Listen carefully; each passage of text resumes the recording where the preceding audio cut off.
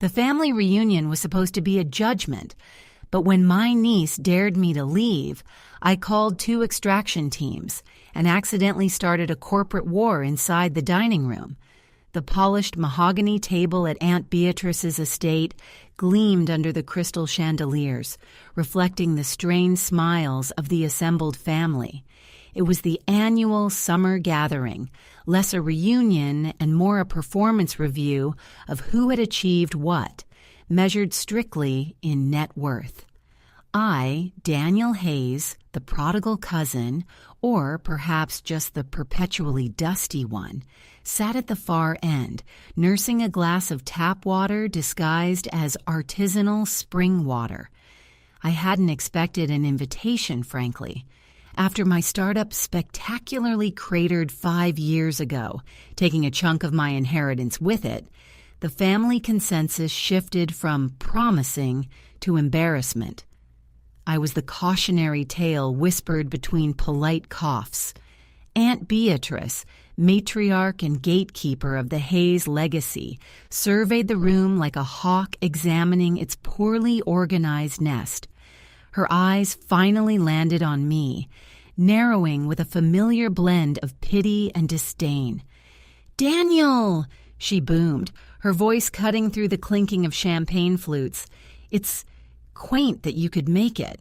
Are you still dabbling in those freelance graphic design gigs?" The table tittered.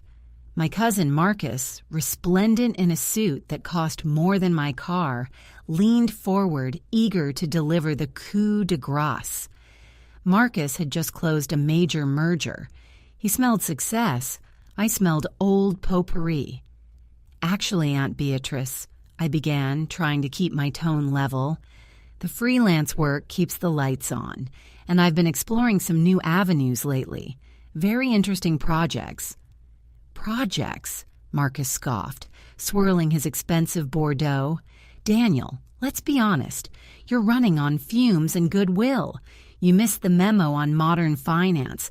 We all pulled together to help you get back on your feet after the incident. And yet here you are, still clinging to the periphery." This was the annual ritual, the acknowledgement of my failure, wrapped in the thin veneer of concern. My younger niece, Chloe, who was currently dating a hedge fund manager half her age, piped up from beside Marcus. Chloe was 17, devastatingly beautiful, and possessed the entitled sharpness of someone who had never heard the word no. "Honestly, Uncle Daniel," she said, her voice dripping with synthetic sweetness, "it's a bit depressing seeing you here, isn't it?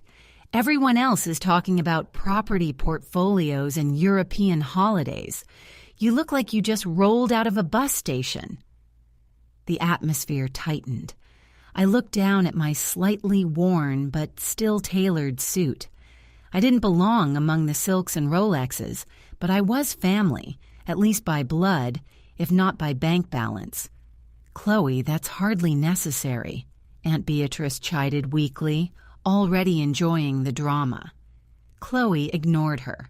She stood up, positioning herself directly opposite me, forcing me to look up at her condescendingly. Her eyes were cold, evaluating me like a faulty piece of antique furniture. "Look, Uncle Daniel, we're all adults here. Let's be practical. This whole charade of inviting you is becoming awkward for everyone. Aunt Beatrice, with respect, this is your house. It sets a tone. If you're going to maintain the family image, you can't have dead weight dragging the average down."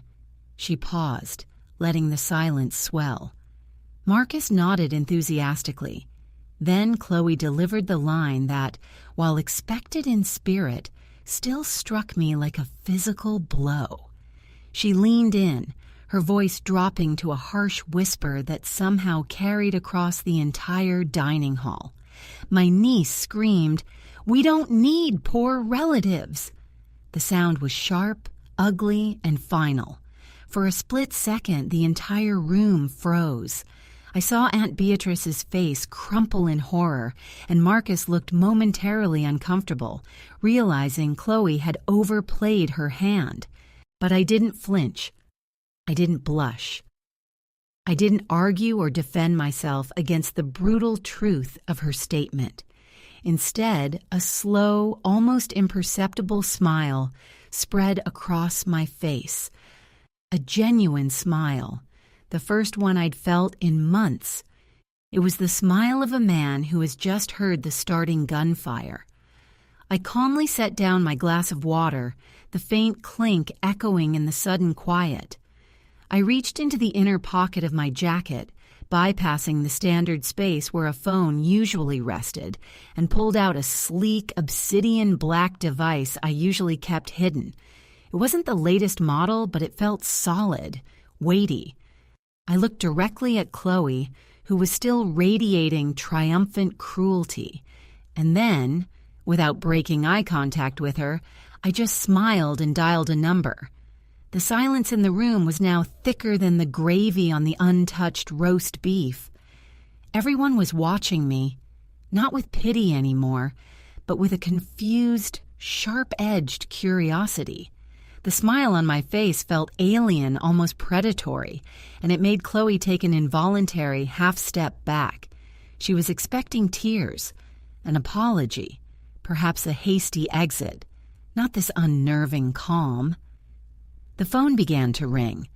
It was a very specific ringtone, a low, resonant chord that sounded more like a musical motif from a spy thriller than a standard mobile alert. It didn't sound like a friend or a client or anyone Chloe or Marcus would recognize. Aunt Beatrice, ever the pragmatist, finally found her voice, thin and reedy. "Daniel, what on earth are you doing? This is highly inappropriate. Hang up that device this instant." I raised a single finger to silence her, my eyes locked on Chloe's rapidly paling face. She was starting to realize that my reaction wasn't the failure she anticipated. It was preparation. The call connected. There was no greeting on the other end, only a crisp, professional acknowledgement, a sound like keys clicking rapidly on a high-end keyboard. "Mr. Hayes," a voice stated. It was synthesized, perfectly modulated, and utterly devoid of emotion, like a high-level AI responding to a secure prompt. "Status report requested. Confirmation code, Obsidian Echo." I leaned slightly toward the receiver, adopting the same low, controlled tone I used when talking to my old, now-defunct venture capital board, a tone they hadn't heard in half a decade. "The acquisition target is confirmed," I murmured into the phone. "The local resistance is predictably vocal, exhibiting outdated territorial aggression. Recommend immediate nonviolent asset relocation, commencing at T-minus 60 minutes. Chloe's jaw actually dropped. Marcus's hand, which had been halfway to lifting his wine glass, froze mid-air. Even Aunt Beatrice looked bewildered, as if she'd walked into the wrong party. "Acknowledged," the voice responded from the phone. "The securing team is mobilizing, confirming extraction details. Ground floor access required. Minimal collateral damage preferred, but secondary objectives remain flexible, depending on hostile engagement." "Secondary objectives are non-negotiable," I countered smoothly. "I require absolute silence upon entry. No disruption to the main infrastructure until the transfer is complete. And inform your lead liaison that the attire guideline is strictly black tie." I could hear a faint, almost subliminal murmur in the background of the call, the sound of high-tech equipment being checked. Chloe finally found her breath, but it came out as a strangled squeak. "Acquisition target? Extraction? What are you talking about? Are you on a game? Is this some elaborate prank?" I lowered the phone from my ear slightly, allowing the synthesized voice to leak into the room for a beat before covering the microphone again. "Did you hear that, Marcus? She thinks this is a game. I returned my attention to the device. Liaison confirmation is vital. I want eyes on the perimeter now.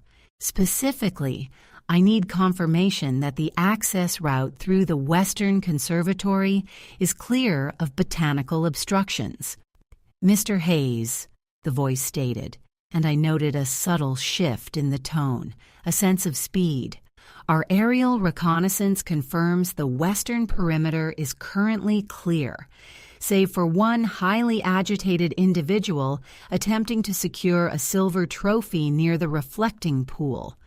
Shall we proceed with deterrent measures? Deterrent measures?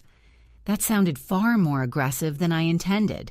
I had planned this to be quiet, clean, but if they were already mobilizing— "Hold deployment," I snapped into the phone, my composure finally fracturing slightly.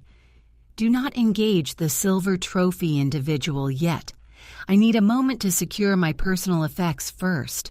Prepare for soft entry at T-minus 45 minutes. I terminated the call before they could respond further.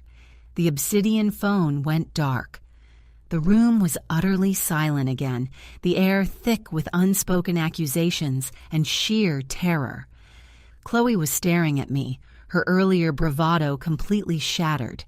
She looked around wildly as if expecting heavily armed commandos to rappel through the skylights at any second. "Daniel, who was that?" Aunt Beatrice whispered, clutching her pearls so tightly her knuckles were white. "What acquisition target?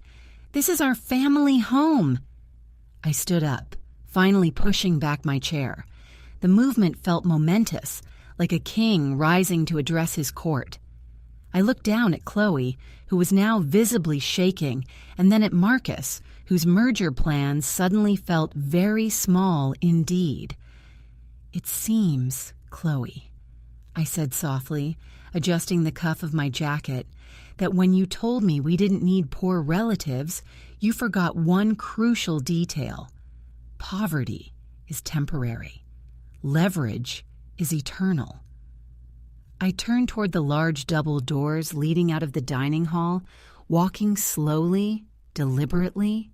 I was halfway to the exit when I heard a sound from outside. Not the distant sound of sirens, but something far more precise. The faint, almost musical whir of specialized drone propellers spooling up in the twilight sky, followed immediately by the sharp, metallic snick of a heavy security door being overridden. I paused at the threshold, looking back at my paralyzed family one last time. 45 minutes, I said to the room. I suggest you all use the next 45 minutes very wisely, because whatever you think you own here, it's about to be relocated. Then I stepped out, pulling the heavy door shut behind me, leaving the Hayes dynasty alone with the sound of approaching professional extraction teams. I pulled my own small leather satchel closer, checked the time on my wrist, a simple non-smart watch, and started walking toward the sound of the nearest, rapidly approaching rotors. My heart was pounding, but this time it was with anticipation, not dread. I was no longer the failure. I was the asset manager. As I rounded the corner of the stately manor, aiming for the darkened Western Conservatory where they promised a clear botanical path, I saw it. Not one, but 3 massive, matte black armored vehicles silently idling at the end of the long drive, their running lights extinguished, and standing beside the lead vehicle, silhouetted against the distant city glow, was a figure in a crisp tactical uniform, holding a tablet clearly waiting for me. But what stopped me cold, what made the blood drain from my face as surely as if I'd seen a ghost, was the symbol embroidered discreetly on the shoulder patch of that waiting figure, a stylized, interlocking 3-letter acronym I recognized instantly. It wasn't the extraction company I'd called. It was the agency that had shut down my last startup. the one that had frozen all my assets and effectively blacklisted me from the legitimate business world 5 years ago. I hadn't called my buyers, I had called my former adversaries, and they were here. But for what? The realization hit me with the force of a physical blow, knocking the breath from my lungs. The AAA logo on the operative's shoulder patch, the symbol of the enigmatic financial regulatory body known only as the Apex Group, was impossible. I had called a discreet private security firm. I had confirmed the code. But the Apex Group didn't use pre-arranged codes, and they certainly didn't operate on schedules dictated by disgruntled relatives. They only surfaced when a massive, unreported anomaly needed to be contained. I froze, every muscle tensing, my mind scrambling to reconcile the information. Had I dialed the wrong number in my haste? Or worse, had my old enemies been listening to my entire conversation with the other party? The operative, tall and built like a granite column, hadn't moved an inch, waiting patiently. He held his tablet up, displaying what looked like a floor plan of Aunt Beatrice's estate, complete with glowing red dots moving inside. My initial plan, a quiet retrieval of sensitive documents I'd left hidden in the old library safe before the crash, was now dangerously compromised. If Apex was here, they weren't here for Beatrice's silverware. They were here for me, or what I knew. I slowly backed away from the corner, melting into the deep shadow cast by a massive rhododendron bush. My mind raced. Who was the other party I had called? The synthesized voice, the obsidian echo code. That had been my contingency plan? The one group I thought could move fast enough to exploit the distraction. Had I mistakenly activated a counter signal? I pulled out the obsidian phone again, my hands suddenly slick with sweat. I scrolled frantically through the recent calls, searching for the burner number I'd used. It wasn't there. The call log showed only one outbound connection from the last 10 minutes, a standard, untraceable satellite VoIP line that should have disconnected immediately after the connection was made. I stared at the phone, a cold certainty settling in my stomach. The line hadn't been a security firm, it had been a high-level honeypot. Apex had been waiting for me to make a move, waiting for me to contact someone. The silence from the armored vehicles was deafening. They weren't trying to be stealthy anymore. They were displaying dominance, letting me know I had nowhere to run except directly into their waiting arms. I needed to ditch the phone, but first I had to know who was inside the house and why they were causing such panic.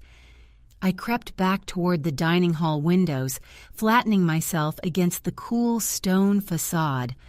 Through the gap where the drapes met the wall, I peered in. The scene had devolved from haughty family dinner to full-blown hostage situation, albeit a very polite one. Aunt Beatrice, Marcus, and Chloe were huddled near the sideboard. The tension wasn't just fear, it was confusion. They were looking out windows, trying to spot whatever was making the noise, but they couldn't see the blacked-out vehicles parked discreetly beyond the manicured hedge line.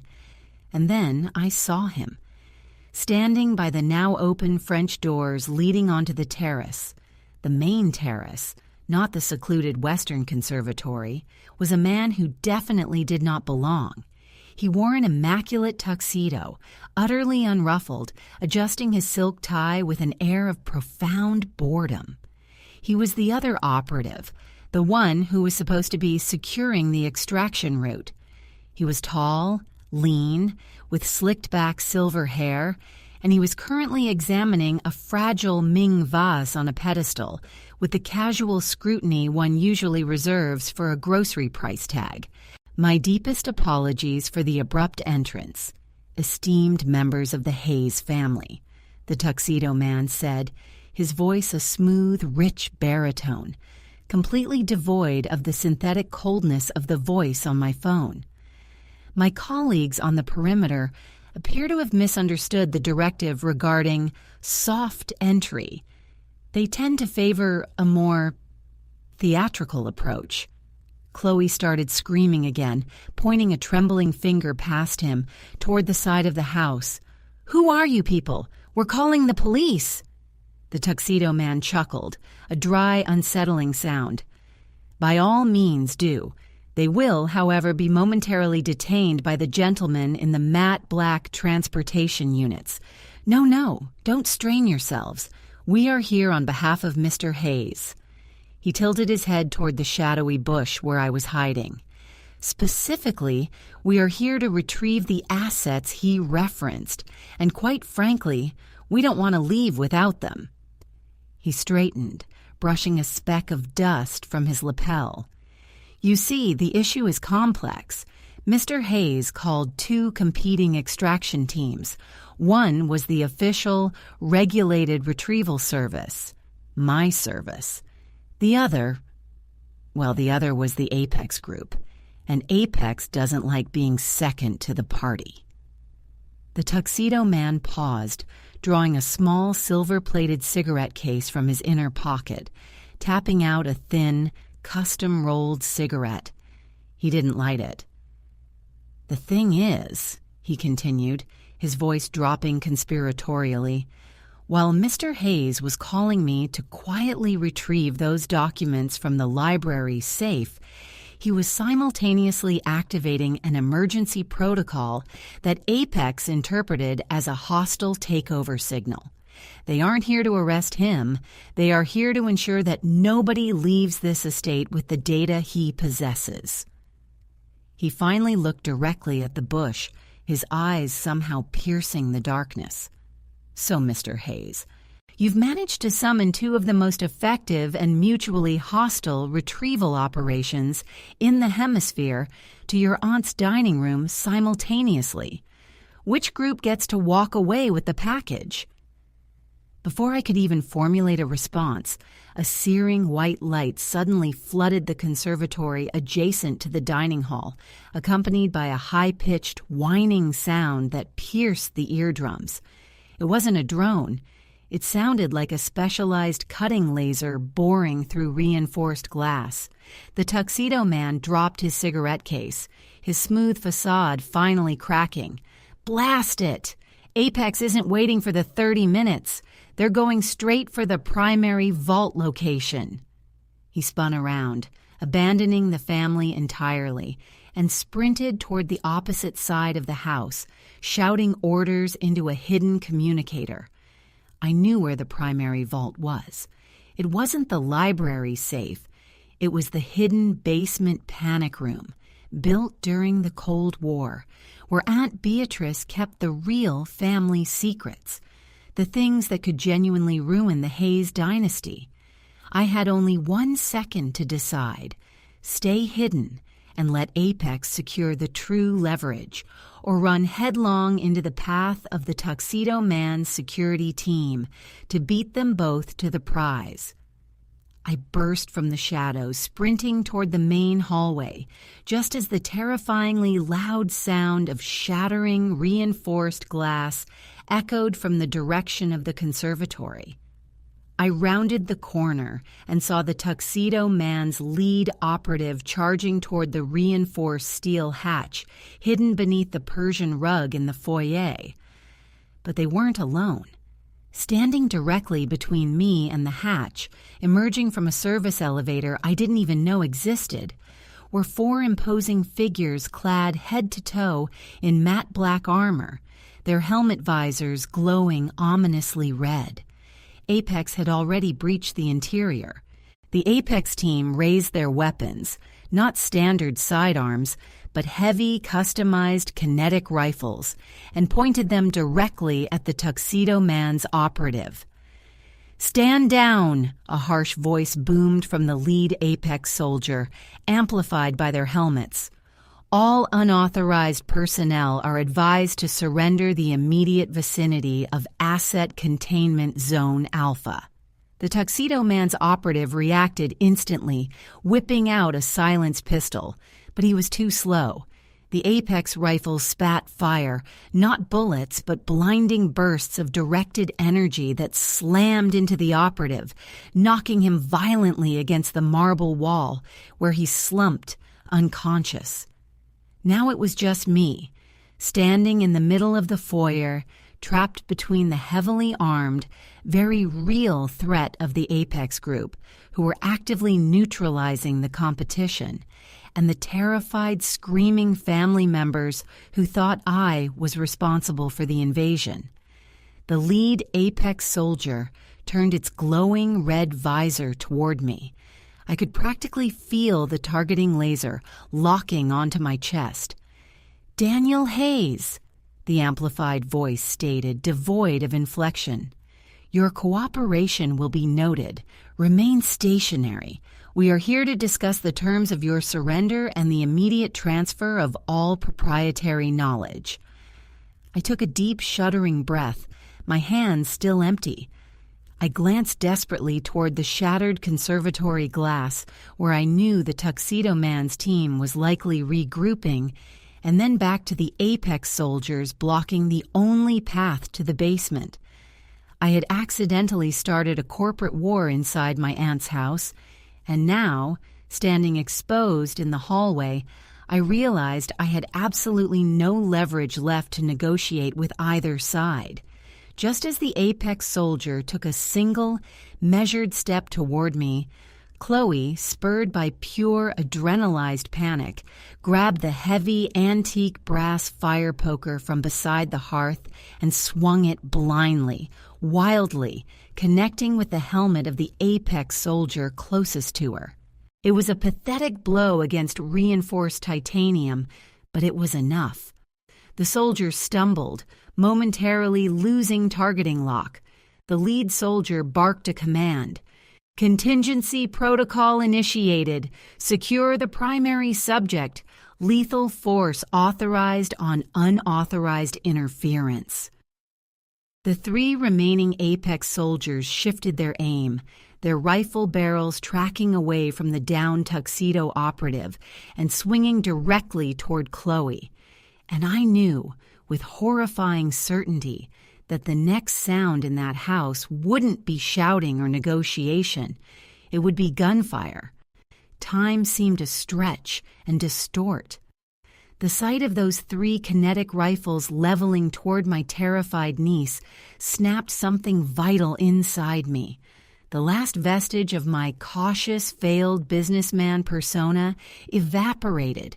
Pity was a weakness, fear was useless but a desperate, reckless move that might just buy the seconds needed to survive. I didn't think. I reacted. I dropped my empty obsidian phone, spun on my heel, and launched myself toward the nearest source of chaos, the downed Tuxedo operative lying just a few feet away near the wall. My shoulder hit the marble floor hard, sending a jolt of pain up my arm, but I reached the operative first. He was still breathing, but barely conscious. I ignored the heavy rifle he'd dropped and snatched the slim, silver-plated pistol from his limp grasp. It was a beautiful piece of engineering, warm from his hand. The Apex soldiers were momentarily distracted, their internal protocols momentarily confused by the unexpected physical intervention from the niece and my dive for the enemy's weapon. "Stand down!" the lead soldier commanded, its voice now laced with genuine electronic static, a sign of system overload. I rose, tucking the silver pistol into the waistband of my trousers, and didn't waste time trying to argue. I aimed not at the Apex soldiers. I knew their armor was too thick for a quick kill, but at the ceiling directly above the hidden service elevator they'd emerged from. I squeezed the trigger once. The silver pistol made a soft, almost polite beat sound, completely swallowed by the ambient chaos, but the effect was immediate and entirely intentional. It wasn't a bullet that struck the ornate plasterwork. It was a high-density, targeted EMP charge disguised as a specialized subsonic round. The effect was devastatingly precise. The light in the foyer died instantly, plunging the main hall into absolute darkness.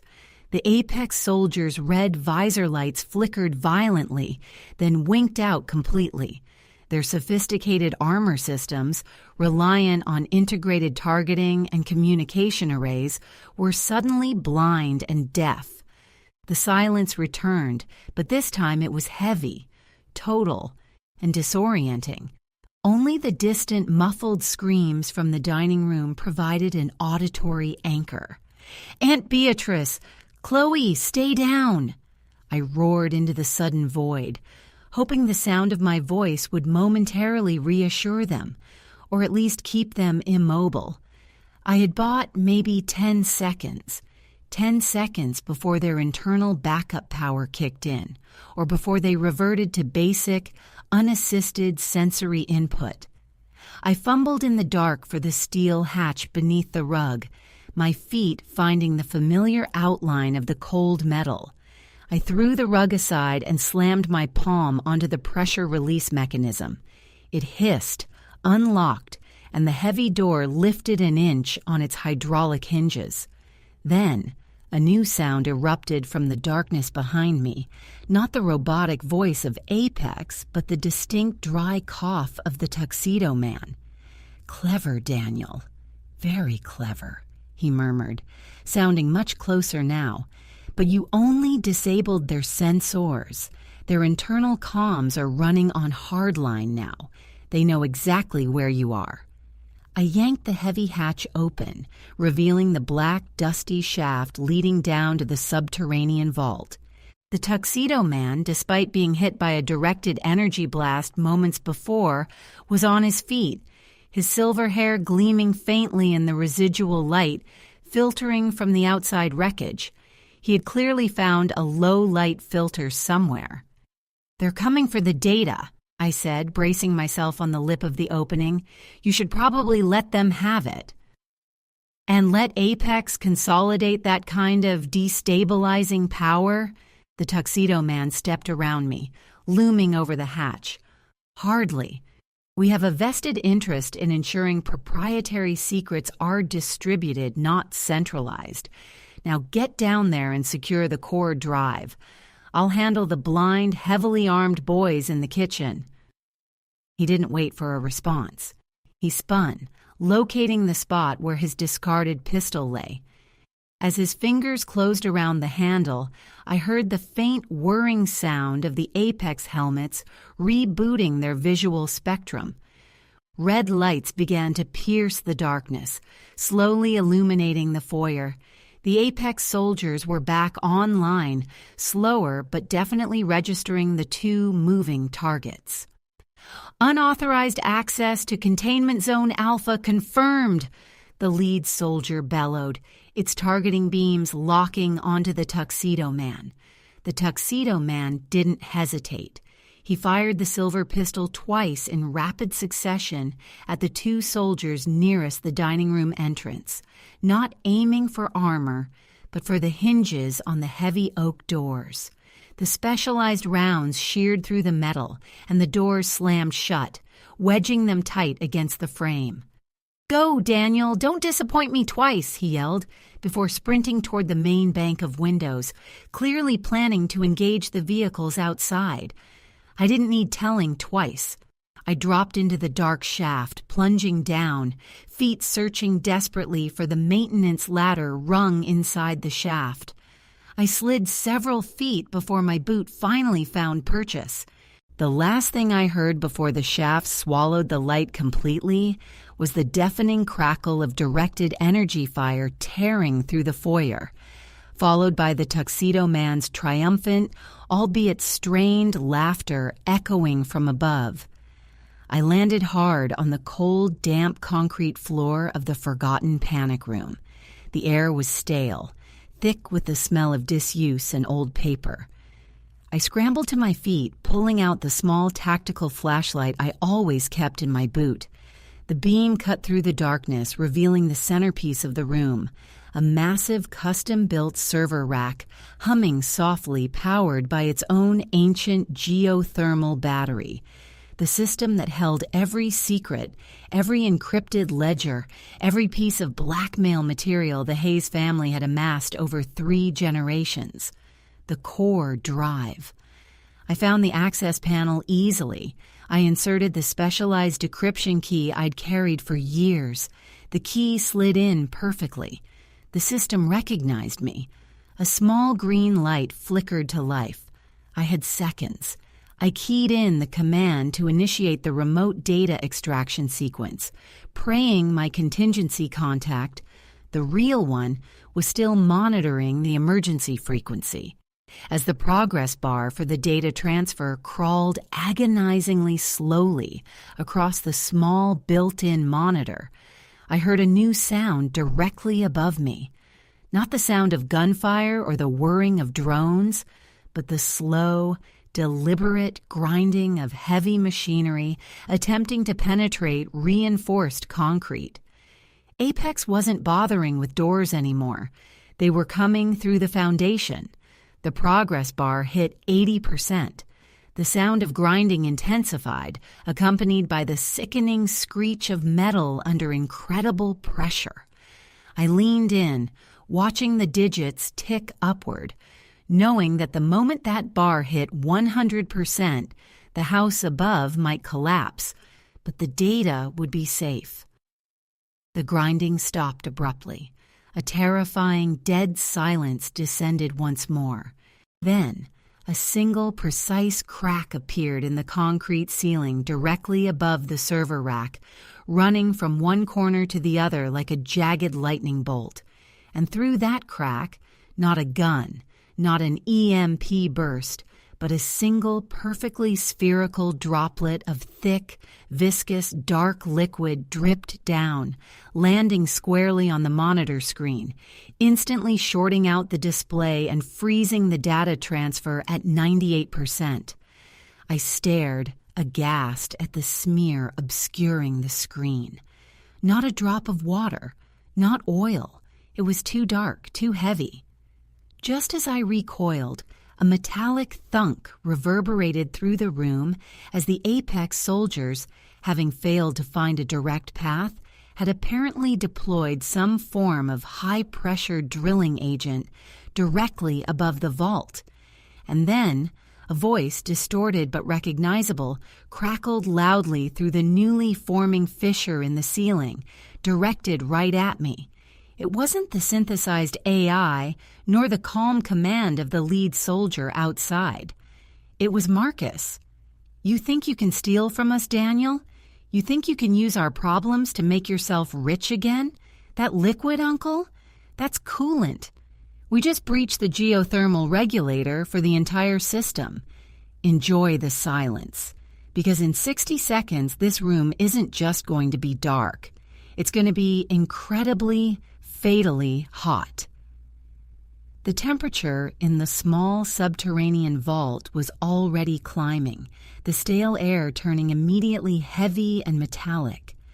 Marcus's voice, strained by panic but laced with vicious triumph, echoed down the fissure, confirming my worst fear. They hadn't just found the backup power source.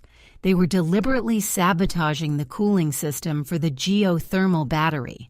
My extraction had just become a self-immolation countdown, 98%. The remaining 2% felt like an eternity away. I looked wildly around the small concrete box. The server rack was humming louder now, the sound shifting into an unhealthy, high-pitched whine. If the battery overheated, the resulting explosion wouldn't just destroy the data. It would vaporize everything within 50 feet. I scrambled back to the access panel, yanking uselessly at the decryption key, which was now jammed tight, fused by the sudden heat surge. It wasn't coming out. I was locked in with a ticking thermal bomb, while a literal war raged inches above my head. "Marcus, you idiot, you'll destroy everything!" I screamed up at the crack, hoping that shred of logic might penetrate his entitled rage.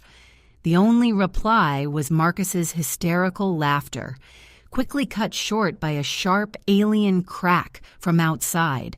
I knew I had maybe 30 seconds before the entire room became unlivable.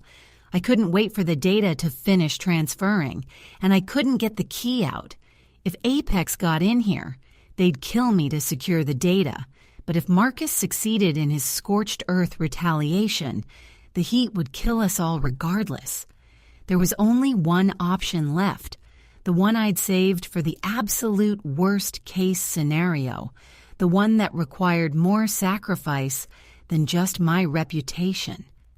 I spun toward the main server chassis, ignoring the rising temperature stinging my skin. I bypassed the control panel entirely, searching frantically along the rear housing until my fingers located the heavy, insulated casing of the main drive itself. It was bolted down, designed to survive a direct hit, but I hadn't planned on survival. I'd planned on extraction. I remembered the one tool I hadn't used, the obsidian phone. It wasn't just a burner. It housed a self-contained, high-yield kinetic charge designed for emergency hard-wipe deletion, a digital scorched earth policy. It was meant to ensure that if the data fell into the wrong hands, no one could read it. I tore the heavy device from my waistband, the plastic shell already softening slightly from the heat. I flipped the minuscule emergency activation switch on the side, a switch that bypassed all internal security layers and armed the wipe charge instantly. I jammed the phone between the two main chassis plates of the server rack, wedging it right against the core drive housing. It was a desperate, crude maneuver, but the magnetic field of the charge might be enough to overload the remaining 2% transfer protocol and fry the drive simultaneously. I didn't wait to see the outcome. I didn't look back at the stuck key or the glowing monitor. I turned and ran back to the shaft, adrenaline overriding the searing heat now radiating off the metal housing. I scrabbled up the maintenance rungs, hauling myself out of the oven just as the first, muffled thump indicated the phone's charge was beginning to cycle. I emerged into the foyer, blinded momentarily by the returning, flickering red glow of the Apex helmets. The Tuxedo Man's operative must have dealt with the exterior threats, because the ceiling above was still intact, though smoke was beginning to pour in from the shattered conservatory windows. The Apex soldiers, however, were still functional, their thermal sensors compensating for the loss of external light. They immediately locked onto my heat signature. "Subject is mobile! Containment breach imminent!" the lead soldier roared. I didn't try to run toward the dining room or the windows. I ran toward the only person in this entire madhouse who might possess a shred of self-preservation instinct that trumped their greed, Aunt Beatrice. I skidded to a halt in front of the dining room doors, slamming my shoulder against the wedged oak. "Beatrice! Marcus is cooking the house. If you don't stop him, everyone dies. I can get us out, but you have to trust me now." The impact finally shattered the stressed wood along the hinges. The doors burst open, revealing Chloe weeping hysterically and Aunt Beatrice frozen in terror, watching the server bank's external temperature gauge, a feature she'd apparently installed in the dining room, flash bright crimson. 50 seconds! Marcus shrieked from somewhere near the kitchen, his voice breaking with realization. Aunt Beatrice looked from the flashing gauge to my soot-streaked, desperate face, and then to the approaching menacing glow of the Apex soldiers in the hallway. The threat of losing her physical assets finally outweighed her disdain for my poverty. "The East Wing exits!" she screamed, her voice suddenly strong. "The old servant passages! Now!" Chloe, still clutching the useless fire poker, bolted toward the back of the room. Aunt Beatrice followed, her expensive dress catching on the chair rungs. I turned to face the Apex soldiers, planting myself between them and my fleeing relatives. I raised my hands. the silver pistol still tucked uselessly in my waistband. "It's over," I yelled at the glowing red visors. "The data is purged. You lose. Come and get me." The lead Apex soldier stopped 10 feet away. Its weapon remained raised, but it paused, processing the environmental feedback, the localized temperature spike, the failure of the containment seal. "Data integrity confirmation required," the synthesized voice demanded. "Halt movement, Daniel Hayes.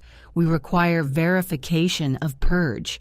"You'll get nothing," I spat, bracing for the inevitable energy blast. But before Apex could fire, before Marcus could finish frying the geothermal core, before the Tuxedo Man could return from his distraction, the foundation beneath us gave a colossal, shuddering groan. It wasn't the subtle grinding from before. This was a full structural failure. From the depths of the basement, where I had just been standing, came a sound that silenced everything. The sound of compressed vaporizing into plasma.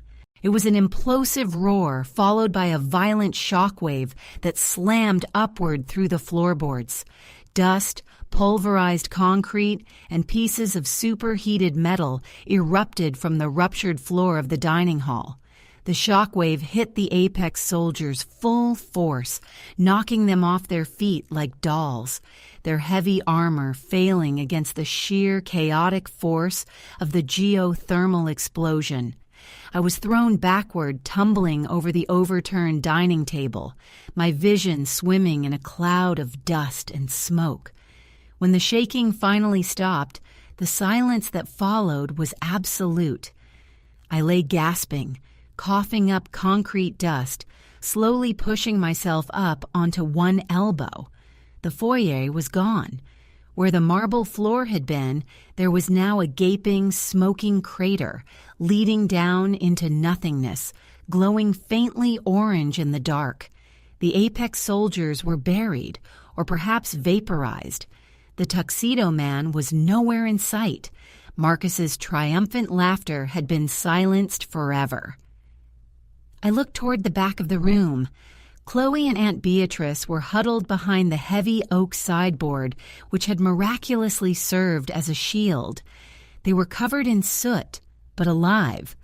I stood up, brushing debris from my clothes, feeling a strange, hollow victory. The data was gone. My leverage was gone. My last chance at a future in this world was vaporized in a cloud of geothermal steam. I walked slowly toward them, pausing at the edge of the newly formed chasm. Aunt Beatrice looked up at me, her face ravaged by shock and soot, but her eyes held a flicker of something new. Respect mixed with stark terror. "Daniel," she whispered, her voice hoarse, "what have you done?" I looked down into the smoking pit that used to be the Hayes family fortune, then back at my shaking relatives. I had no money, no leverage, and now an estate that was literally collapsing around us. I took a deep breath, the smoke stinging my lungs, and managed a weak, utterly genuine smile. The same smile I had worn when I first dialed the number. "What have I done?" I repeated, my voice raspy.